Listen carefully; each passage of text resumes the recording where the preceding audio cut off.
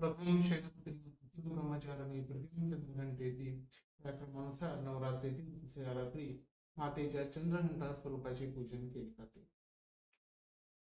भगवान शंकरांशी विवाहित झाल्यानंतरचे हे विवाहित स्वरूप मातेचे आहे. कपाळावरती अर्धचंद्राकार घंटेचा आकार असल्यामुळे मातेला चंद्रघंटा या नावाने ओळखले जाते.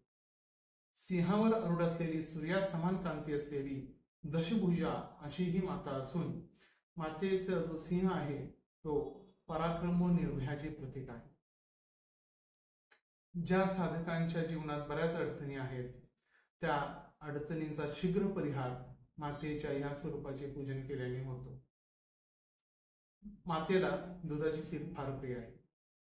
ओम देवी चंद्रघंटाये नमः ह्या मंत्राने मातेचा जप केला असता माता प्रसन्न होते. जे साधक मातेच्या ह्या स्वरूपाचे पूजन करतात ते त्यांच्या आयुष्यात निर्भयता, पराक्रम, विनम्रता प्राप्त करून देतात. मातेचा साधक जिथे जाईल तेथील लोकांवरती तो छाप पाडतो. तिथल्या लोकांवर त्याच्या आकर्षणाचा परिणाम होतो. जे साधक नवरात्रीची साधना करतात व आपली आध्यात्मिक उन्नती साधण्याचा प्रयत्न करतात ते साधक नवरात्रीच्या तिसऱ्या रात्री आपले ध्यान स्वाधिष्ठान चक्रावरून मणिपूर चक्रावरती नेतात. अशा या मातेच्या स्वरूपाचे पूजन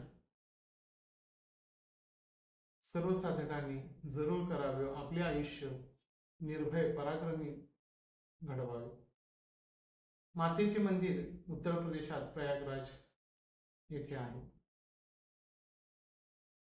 मातेचे स्वरूप अतिशय शांत व कल्याणकारी असून साधकाच्या जीवनाचे कल्याण करणारी ही माता आहे व ज्यांना आपल्या जीवनात येणाऱ्या अडचणी दूर करून आपल्या जीवनाचे कल्याण साधायचे आहे अशा साधकांनी मातेच्या या स्वरूपाचे पूजन अवश्य केले.